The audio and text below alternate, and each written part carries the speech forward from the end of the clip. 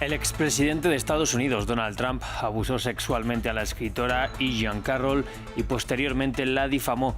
Una corte de Manhattan lo sentenció por estos dos delitos y añadió que la denunciante no probó que hubiera violación como tal. Sin acuerdo, así culminó la reunión entre el presidente Biden y los líderes del Congreso para aumentar el techo de la deuda de Estados Unidos. Los republicanos de la Cámara condicionan el aumento en el límite de endeudamiento a drásticos recortes al gasto público. El mandatario exige retirar de las negociaciones la posibilidad de caer en impagos. Y la Asamblea Nacional de Ecuador aprobó continuar con el juicio político contra el presidente Guillermo Lasso. El mandatario enfrentará el proceso por presunta malversación. Según la acusación, Lasso habría permitido la firma de un contrato lesivo para el Estado. Ampliamos. Bienvenidos a un nuevo informativo de France 24 dedicado a las principales noticias del continente americano. Mi nombre es Rodrigo Sedano y es un placer estar con ustedes. Abrimos en Estados Unidos, en donde la Corte Federal de Manhattan encontró responsable al expresidente de Estados Unidos, Donald Trump, por abusar sexualmente y difamar a la escritora Jean Carroll después de una serie de audiencias legales en las que Trump no estuvo presente. Carroll alegó que Trump la violó entre 1995 y 1996. Sin embargo, la Corte descartó este argumento, aunque sí le imputó los otros dos crímenes. Donald Trump, responsable de abuso sexual y difamación. Este fue el veredicto del jurado en la Corte Federal de Manhattan sobre el juicio iniciado por la escritora Jean Carroll, que acusa al expresidente de violarla en una tienda departamental en Nueva York en los 90s. Al ser un juicio civil, la libertad de Trump no estaba en juego, pero la Corte le concedió a la escritora una indemnización por $5 millones por daños y prejuicios. El alegato de violación fue rechazado por la Corte. Sin embargo, el equipo legal de Trump expresó que están listos para apelar la decisión. Fue un veredicto extraño. Esta fue una demanda por violación, fue un caso de violación todo el tiempo y el jurado rechazó eso, pero hizo otras conclusiones. Así que obviamente apelaremos esas otras conclusiones. Donald Trump no se presentó a las audiencias del juicio y a través de su perfil en la red social Truth Social, de la cual es dueño, rechazó la decisión del jurado. No tengo idea de quién es esta mujer. Este veredicto es una desgracia. Es la continuación de la cacería de brujas más grande de la historia. La escritora dedicó su victoria a todas aquellas que han sufrido porque no les creyeron. A pesar del veredicto y de enfrentar otras causas legales, Donald Trump se mantiene como líder en las encuestas para convertirse en el nominado del Partido Republicano, lo que le permitiría aspirar nuevamente a la presidencia en 2024. También en Estados Unidos, el presidente Joe Biden se reunió con el presidente de la Cámara Baja, Kevin McCarthy, y los otros tres líderes del Congreso para discutir el aumento del techo de la deuda. Las conversaciones fueron calificadas por el presidente como productivas, sin embargo, no se llegó a ningún acuerdo para solucionar el problema de liquidez del gobierno. El 1 de junio es el día en donde, si no se eleva el límite de la deuda, el gobierno podría quedarse sin dinero para pagar sus cuentas. El informe por Max Pérez Gallardo.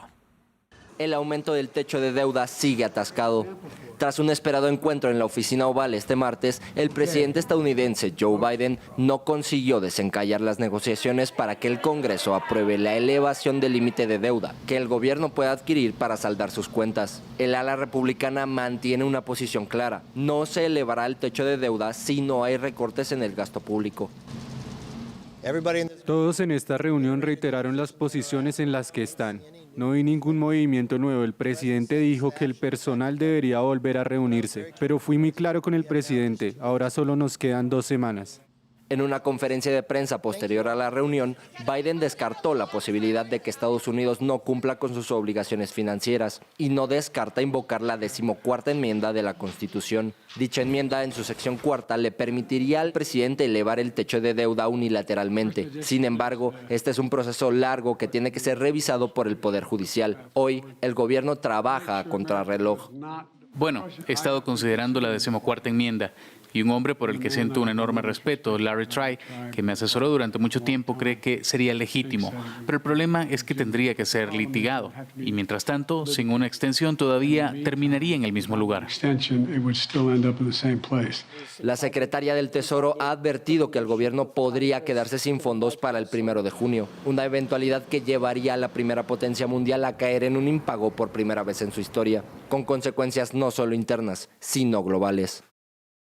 Pero esta crisis de deuda no es la única que afronta la administración Biden.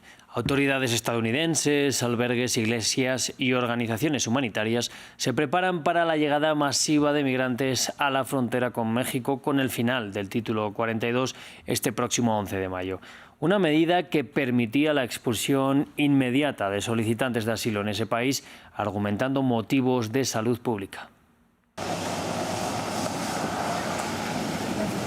Para estos migrantes, los días previos al fin del título 42 se viven entre la incertidumbre y la esperanza.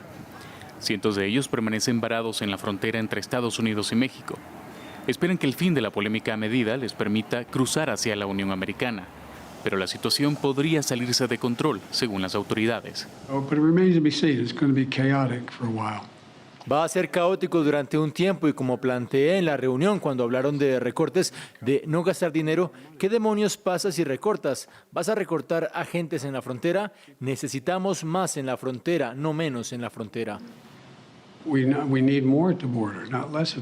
Biden y su homólogo mexicano Andrés Manuel López Obrador hablaron este martes.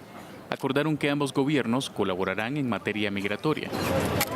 Las ciudades fronterizas ya están en alerta. La situación aquí, como ustedes ven, de más de 1,000 personas fuera de la parroquia y todos los albergues ya llenos a reventar, pues es una situación de crisis humanitaria, ¿cierto? No solo crisis migratoria, sino crisis humanitaria, donde vemos que muchos de nuestros hermanos y hermanas migrantes pues están quedando en la calle durmiendo a la intemperie, con una sola comida al día muchas veces. Y dentro de Estados Unidos, la situación lleva incluso a urbes lejanas a tomar medidas. Hemos visto en las últimas 2 semanas un nuevo aumento de migrantes que llegan a diario. Por eso hoy emitimos una declaración de emergencia para responder a la llegada de migrantes.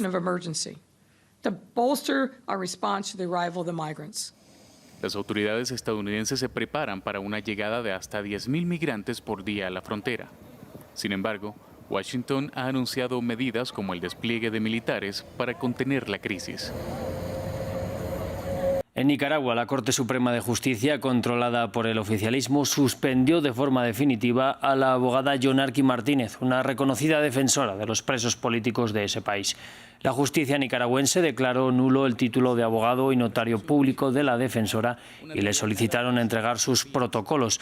Organismos de derechos humanos denunciaron que la acción es una nueva modalidad represiva contra los disidentes. Martínez, quien ha sobrevivido a atentados y amenazas de muerte, en los últimos días había denunciado y documentado varias redadas policiales en contra de opositores al gobierno de Daniel Ortega. Y vamos a Ecuador porque con 88 votos la Asamblea Nacional aprobó continuar el juicio político contra el presidente Guillermo Lasso.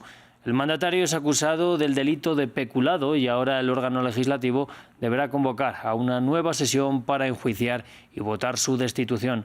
Gustavo Ortega, corresponsal de France 24 en Quito, nos amplió los detalles. La Asamblea Nacional resolvió enjuiciar al presidente de la República, Guillermo Lasso.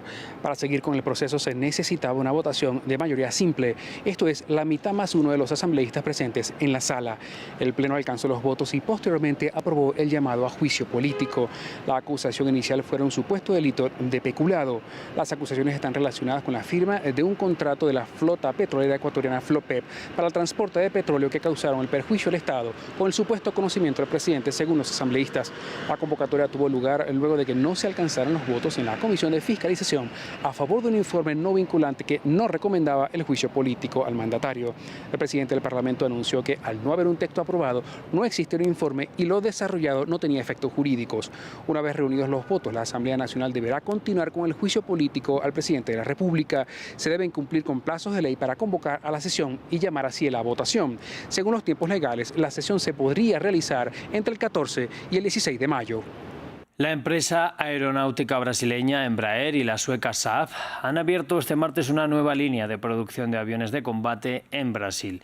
Se trata del modelo Gripen, del cual Brasil tiene un contrato para la compra de 36 aeronaves. Según dicho acuerdo, 15 de ellas se producirán en la nueva fábrica en el estado de Sao Paulo.